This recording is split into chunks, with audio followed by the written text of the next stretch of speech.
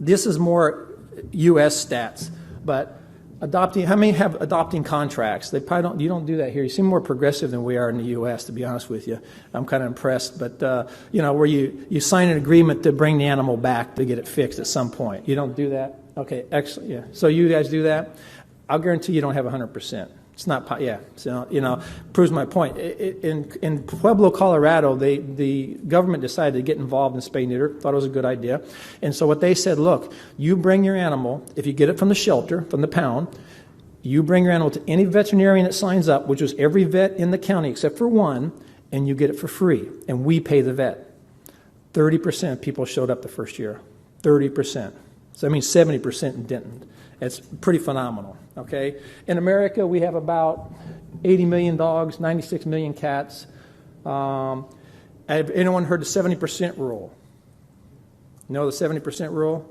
Okay, throw it out. And if you get a paper on it, throw it away. It's all BS. It doesn't work. And Dr. Marvin Mackey spoke here a few years ago. He's a big proponent of it. He's a dear friend of mine, and we argue about this all the time. It doesn't matter if you spay and neuter 70% of the animals, you still have overpopulation. Okay, simply because sex is kind of like frat boys on Friday night with too much beer. They don't care. Okay? And I'm sorry, hormones are, the animals are driven by hormones, and they find a way. So, and if it was true, then we shouldn't have an overpopulation problem in America, because right now about 87% of the cats are fixed, and 76%, 75%, kind of depending on who you read, are already fixed. So if we're already over 70%, why do we still have an overpopulation problem? You could argue that we don't in one sense, that people just aren't adopting from the right place. But does it really matter to that animal what the purpose is if it's being put to sleep?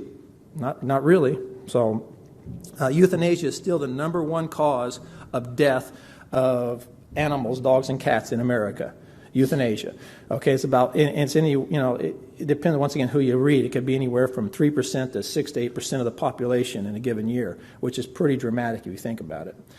Just simply by spay and neutering, you double the life of a street dog. Now, we don't have street dogs in America. I don't know if you have them here. Probably not. Maybe you do in the Northwest Territories, but not probably around here. But no question, in places like Mexico, where I have a clinic, Slovakia, they don't really have street dogs. But in Mexico, there's a lot of street dogs. And just by fixing them and vaccinating them, you more than double their lifespan. And it can be a pretty decent life, in all honesty. It can also be a pretty harsh life. I consider prepubertal spay neuter a tool, nothing more, nothing less. It's one of those things, you know, it's easy to do, your vets will love it, any humane organization should be doing it, and quite frankly, as a humane organization, I don't know how we can stand up and preach ethics and say you have to fix your animal, this is in their best interest, it's in society's best interest, you know, and you need to do it. And oh, by the way, we're adopting out animals on contracts and we don't get 100% of them to come back, you know. I mean, there's no logic in that whatsoever, although as a species, we're not always very logical. You know, animals, dogs bond between 8 and 12 weeks, cats 6 and 9 weeks. Those are real critical periods if you understand behavior and stuff. So it's really, in my mind, important to get them fixed at that 6-week, 7, 8-week period and then get them out into a home. And if you have to fix them, now, once again, it kind of depends on what age you can legally adopt them at. Some places, cats are kind of irrelevant. They don't care. Dogs, in most places, it's usually 8 weeks. Some places, 10 weeks. The point being, if they're fixed before they go out, they can never reproduce. So that's a pretty major thing.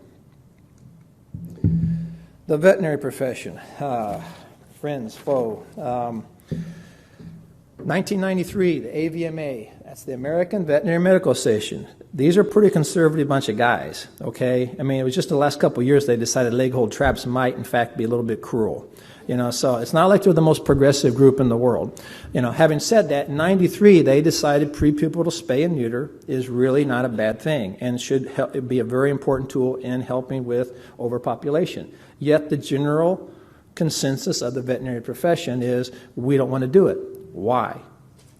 Well, because in school you're taught you do them at 6 months or 9 months or 10 months or whatever it is. And the question is why? There is absolutely no science behind that. None. It is based on tradition. That's it. Okay? Ask your vet, why won't you do prepubertal? Now, you know, in the last 20 years, there's all this literature going back and forth, and there's these studies done and all this, and most of them I can drive a Mack truck through the flaws in the studies, but the truth is this, that there is not there's a difference between correlation and causation. And the example I love to give is the sale of ice cream in New York City. If it goes up, the murder rate goes up. Okay? And I can show you a scientific paper that makes that conclusion. Okay? Now, the logic part of me says, then just ban the sale of ice cream and the murder rate should drop, right? Well, it happens to be the ice cream goes up because the ambient air temperature goes up, okay? This is not rocket science. But if you read the paper, the conclusion would be the sale of ice cream causes murder, or maybe murder causes the sale of ice cream, depending on how you look at it. As a profession, we are really bad about causation. As a society and as a species, are really bad. Because quite frankly, one of my favorite stories is I neutered a gentleman's dog one time. It was 3 months old. We neutered it. I got a call 4 or 5 months later. He was threatening to kill me because I killed his dog. And I'm like, whoa, whoa, whoa, what's going on? He goes, my dog never jumped the fence before it was neutered. It jumped the fence, got hit by a car, and died. And somehow that was my fault 5 months later. I said, just for a second, is it possible that your dog grew a little bit in that period of time? Or did you have a hole in your fence? You know, so that's what, you know, as a veterinarian, and if there's, I don't know if there's any vets in the crowd here, but you can certainly identify, and I guess people in general should be able to identify, you do something, anything that happens after that is because you did that something, you know, and it just isn't the case. I want to see double-blind studies on things, and most of the studies we do are retroactive, where we look back at populations. Say ACLs are more common in fixed dog, or in spayed dogs than unspayed dogs. Why is that? Okay, no one answers that. You know, they just say, well, it's 2 times the rate. Well, in America, if you believe that 76% of the dogs are fixed, okay, that means for every 3 fixed dogs, there's 1 infixed dog. So if the torn ACLs are equal, then there should be 3 torn ACLs for every 1 ACL, torn ligament, in an unfixed dog. There should be a 3-to-1 ratio. There's only a 2-to-1 ratio. Now, am I going to make the conclusion that that means by fixing them you save a leg sometimes? No, I don't make that conclusion. But the point is you have to look at your population base. And the population base is different. The ones that go to referral, I would make the argument that intact animals that are on chains in backyards, and we all know these people, we all know those situations, how they're kept, okay? Do you think they go to a veterinarian? You know?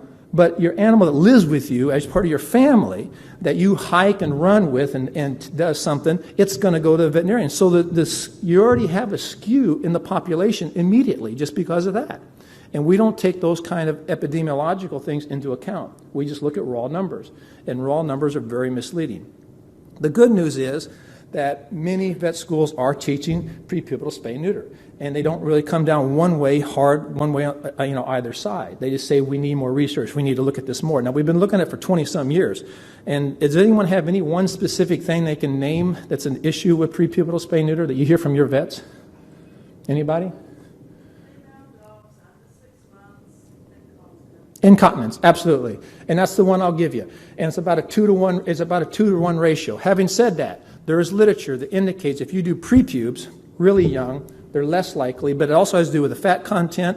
I contend that it has to do with hypothyroidism, allergy issues, and there's literature that backs me on all this. You look at breed-specific things, hypothyroidism. So certain breeds, you don't see it in small dogs very often. You don't see it in male dogs. You see it in the bigger breed females that are overweight. Females that are fixed are 2 times more likely to be overweight than unfixed. Why is that? I can make the argument because they live with us and we tend to overeat, so we tend to feed our animals too much. I would also make the argument that they don't have to be. I have all fixed dogs and none of them are overweight. So you don't have to be that 1/3 of the population that overeats. Okay, you can be that 1/3 of the population that exercises their dog, keeps it at the proper weight, and guess what? It doesn't have urinary incontinence near as much. So there's multiple factors involved, and I contend that many times it has to do with surgical technique.